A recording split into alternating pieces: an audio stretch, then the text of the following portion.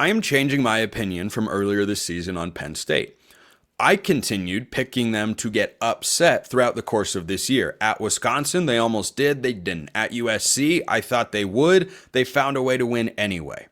So Penn State, I've picked all their other games correctly. I thought they'd lose to Ohio State. They did. I thought they would lose to Oregon. They did. I thought they would win and cover against SMU. They did. And I didn't pick them to lose any other games this season, but I did have those two in there. What I am seeing with Penn State is a team that is catapulting itself into that upper echelon of college football. And I think it began with the Big Ten championship game. Ohio State losing to Michigan opens the door for Penn State to waltz into Indianapolis, and yeah, they lost. They lost. They moved the ball up and down the field on one of the best defenses in college football. And even though they weren't victorious in the game, they seem to have a confidence, a spark, a swagger about them that I didn't always see this year. And Drew Allar, without Bo Pribula there as a safety blanket backup, he looks like the best version of himself. And this Penn State offense is tricky, clever, creative, uses a lot of motion. They can be explosive. They can chew the clock. They don't have great threats on the perimeter, but you know what? They do a lot of other things well. And when you look at the way that team plays defense, led by Abdul Carter, and look, they've got guys in the secondary like A.J. Harris who play really good football as well. I think this Penn State team can emerge as the national champion this year. Yeah, I said it. I've come around. I've seen too many data points. What about the Ohio State game? Do you think Ohio State can win it all? Because I just watched Ohio State take Tennessee to the park and dog walk them out of their own stadium there. That was not close. They owned them, dominated them. And guess what? Ohio State lost to a 7-5 Michigan team that should have been 6-6 if Ohio State had done what they should have in the final week of the regular season. So if you go back to one game and you say, well, what about this? When you get new information, I hope you update your opinion, because I look at Penn State and I look at this field generically and say, okay, well, not generically. I look at this field across the board and say, okay, Texas has still not beaten a team that is currently ranked outside of Clemson. They played well, but were they overwhelming? Not necessarily. I thought Clemson had a good game, and Texas is just better. Okay. Did any of you think Clemson was a national championship contender? No. So Texas, for all the resume talk we hear about Indiana and such, haven't been a top 10 team this year. Okay, so let's just throw that in there as a particular data point. Oregon's number one team. They're undefeated. Do you feel like if Penn State played them 10 times in that Big Ten championship game, Oregon's winning all 10? I don't. I thought Oregon was better. I didn't think Oregon was light years better. And how close were they against Ohio State? Oh, that's right. One possession game. Well, they'll have to go through Georgia with a backup quarterback. Sorry, that's not as scary of a football team. They still have a pretty high floor. Ceiling isn't the same. So Penn State can win with either side of the ball. And when they bring both, you get the SMU performance. So color me impressed. I think Penn State's playing good football, and James Franklin's got that big game narrative about him. You know who once had a narrative hanging over his head about winning the big one? Kirby Smart. Yeah, it's true. Can Kirby win the big one? Can Kirby beat Nick Saban? Can Kirby break through? Boom! 2 national championships in a row. If we'd had a 12-team playoff last year, maybe 3. Who knows? But everyone has a breakthrough at some point. Jim Harbaugh, by the way, go back to the COVID year. Michigan wanted to run him out of town. It was all terrible. Takes some guys longer than others. So I think Penn State's playing really good football.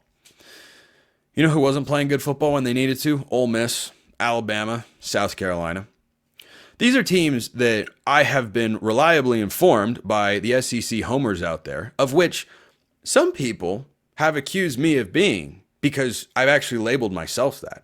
I have been a proponent of SEC bias for a long time because it has been warranted for a long time.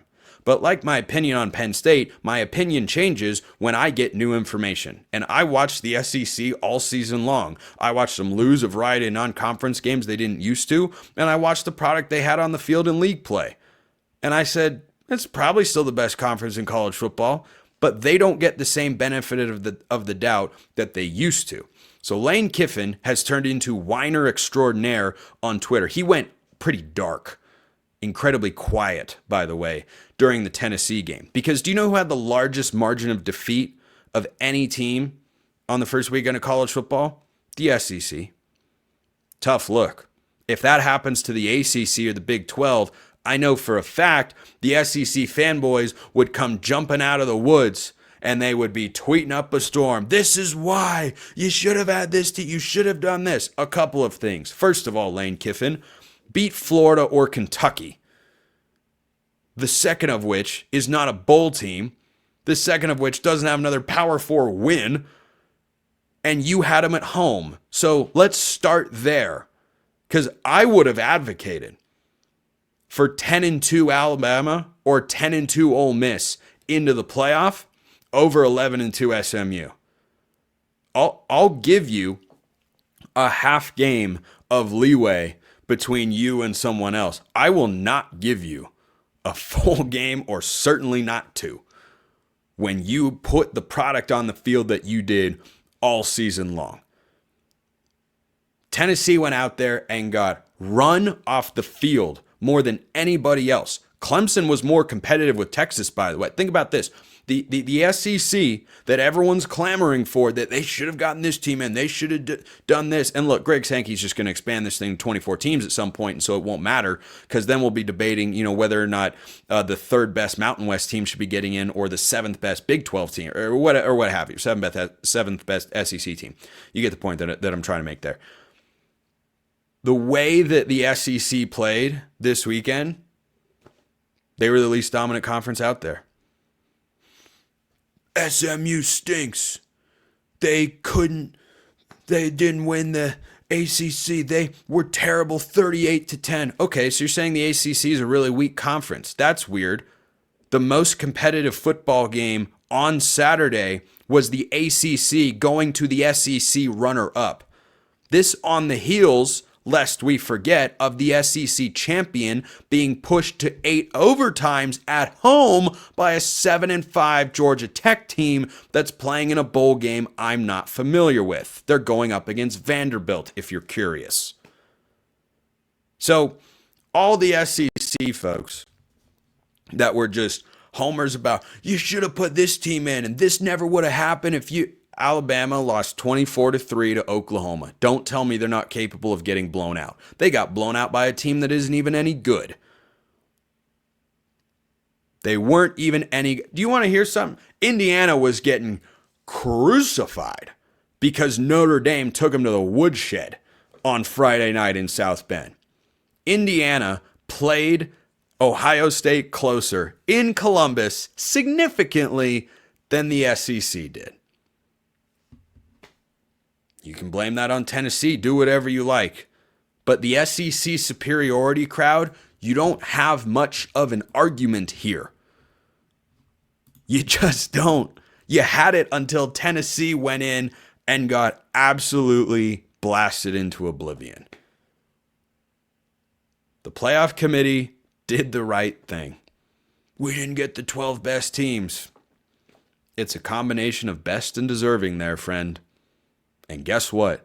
I'd still like for the regular season results to matter. And you know what? I'm not so certain they didn't put in the 12 best teams. It turns out blowouts can happen in football. It works that way sometimes. Ask Tennessee.